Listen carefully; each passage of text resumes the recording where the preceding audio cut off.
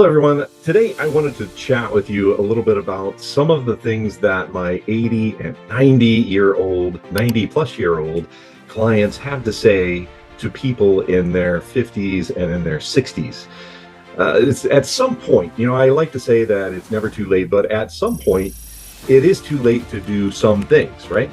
And so, what these folks that I enjoy a wonderful relationship with have explained to me is some of the things that they wish they would have known, they wish they would have done when they were in their 50s and 60s. Because when you're in your 40s, 50s, and 60s, it's pretty much not too late for very many things, right? You can still do a lot of the things that you love. And it's one of the reasons that I wrote the book, Build a Life, Not a Portfolio. And you can get that down in the link below. We'll give you the link to that book. It's a quick read, it's an easy read, and I think you might get something out of it. So you go through several phases of life. I'm sure we all know this now. You remember this even if you're in your 20s. You remember when you were a kid. You remember when you were a teenager, and you remember all the challenges and maybe the things that you thought were challenges but really weren't. Well, the same thing goes as you get older and into adult life. We still go through those challenges. So you have this magical time, right? And you start to realize that it is a magical time when you get a little bit older. But in your 20s, your 30s, even sometimes into your 40s, you have, well, maybe not so much money, but you do have maybe a little bit more time. And the number one thing is you usually have pretty good health, and you get to enjoy that time of great health. But if you aren't planning at that point, it's actually pretty normal, right? Not too many people plan in their 20s and 30s for what their best life might be in their 60s, 70s, 80s, 90s, and beyond. Because why would you? You just don't have a lot of money. But you do have that magical health, right? So midlife then comes along, right? And I'm not labeling anyone here, but maybe that starts for you in your 40s, late 40s, 50s, and 60s.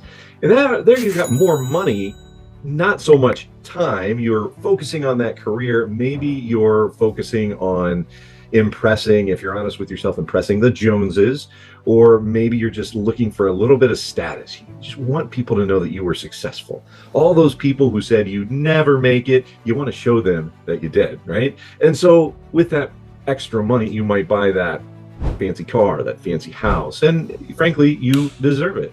If you've worked hard for it and you've been successful, there's nothing wrong with that. Your health is still, generally speaking, okay. But maybe as you get in, especially if you get into your 50s and then into your 60s, you start to realize you stand on the top of that fence or that wall and you think twice about jumping down. Whereas a few years ago, you probably would have just jumped right down. It wouldn't have hurt those knees so bad at all. But things are starting to change and you're starting to realize that. So maybe health is starting to decline, but you've got some more money. And then you're starting to recognize some changes. And then you head into retirement. And that's sort of that next phase where you get some of your time back and your money is somewhat fixed at that point often. So your money, maybe it starts to decline, or maybe you've used the tool called money earlier in one of those earlier stages to plan for money to actually make money on top of itself. And you have plenty of money to support yourself. You've done that tax planning and all of that. Your health, now you're really starting to see some changes.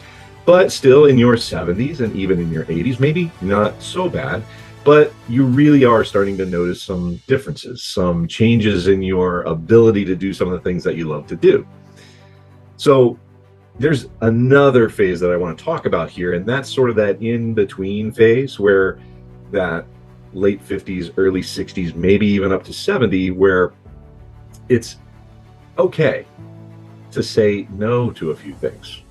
It's okay to say no to one thing and yes to your health. It's okay to say, no, I'm not going to do that social event. And you don't need to come up with excuses for anyone else. This is your life and your best life. You need to focus on your recovery. And your immediate money supply, maybe in those 50s and 60s, is still going up, or certainly you have enough. You've been able to produce enough during this period of time. So your immediate money supply is there, and you start to concentrate on how can you improve your health, because at some point you begin to realize that you can't buy time, but can you? And let's talk about that a little bit. See, most people spend a lot of their midlife giving up their time, their health, and their future money to impress others. Maybe it's family, maybe it's that person who said you'd never make it, whatever it is. This is actually the time I'm going to suggest that you spend money on experiences, things that you can do now because your health is still okay. You've got some money, and you want to make sure that while you have the health to do it and while you have the money to do it, that you actually do it. But often we get tied up with, maybe it's the kids, but more often it's the career. Career is making up a huge portion of your time. And I would just encourage you to think twice about that, and think twice about the fact that, yes, you want to support your kids. Yes, you want the best for your kids, but maybe you're even in that sandwich generation, especially as you get into your mid to late 50s and even into 60, where the kids, your adult kids, are asking for your help, needing your help, and also your parents are also needing your help.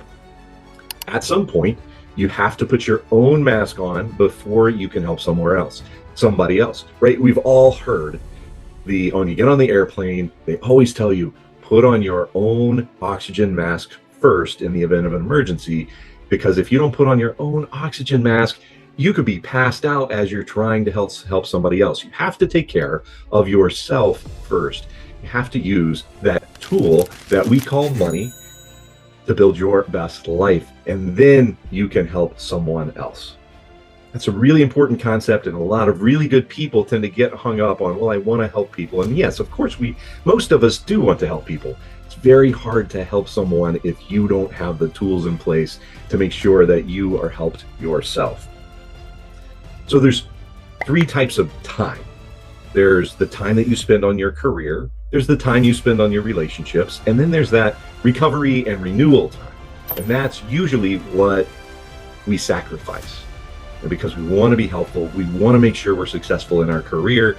And yes, we do want our relationships, but sometimes either the relationships suffer or the career suffers, and it's hard to find that balance. But spending some time on deciding what's most important to you can make all the difference. And you'll notice that even though we are Guardian Rock Wealth and we help people prepare for retirement, often using the tool that we call money, money's just a tool. The real important thing is your life and building your best life, putting all those puzzle pieces together so that you can have your best life. But money's just a tool that you use. And many people don't spend enough time with how and what and why their best life is their best life. And they again get off center, off target. Some people don't even have a target, because you see, time is infinitely more valuable than money. Because at some point, if you plan right and you use that tool called money right, that money will begin to make more money all by itself. Once you take care of that tool we call money, you not only get the ability to potentially buy some time for yourself, and we'll get to that in just a second, but you also get the thing that's even more important than time, and that is financial peace. What's the most important thing? People will say time all the time. They'll tell me that. It's really, to me, financial peace, because you can have all the time in the world, and if you are not at peace with where you are in your life, if you're not at peace with having enough of the tool that we call money, or the right kinds of money in the right places, then you're not going to have peace. And that can be a really miserable existence. If you spent all of your money on things that you thought might make you happy, then you might not have financial peace, because you're always paying for those things. You're always worried about those things. You're buying more insurance for those things. They break, you have to maintain them. So how can you buy more time? Well, let's go back to the 4-Hour Work Week. If you've ever heard of that book, you can find that on Amazon.com as well. And that goes a little bit to the extreme, I will admit. But if there are things that you don't enjoy and things that are taking up your time, you can often purchase someone else's time to do that for you. Think about changing the oil in your car. I'm a car guy. I like to change my oil. I don't know why. But when I do that, it doesn't really cost me that much less than if I took it to the local auto store and had them change it for me. And then I would buy maybe half an hour, maybe more, maybe an hour of my time back. Cutting your grass.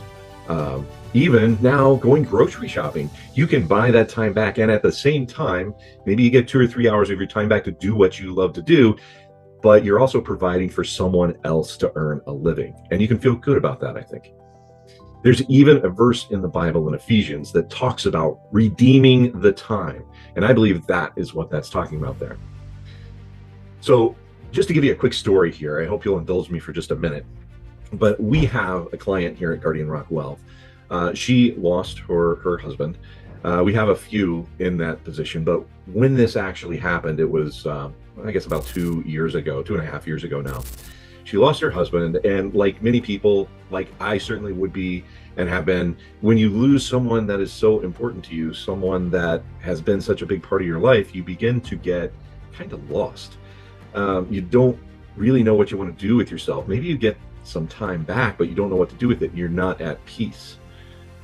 Well, we took her situation, we sat down with her, and rather than talking about all the different ways that she could use the tool that we called money, we talked about what was important to her, and we asked her several questions because her life had radically changed. We had asked these questions with her and her husband before, but when your life radically changes, you need to re-ask the why questions and the what questions as well. And how this turned out, about 6 months later, she comes into our office, and frankly, she couldn't have looked more different.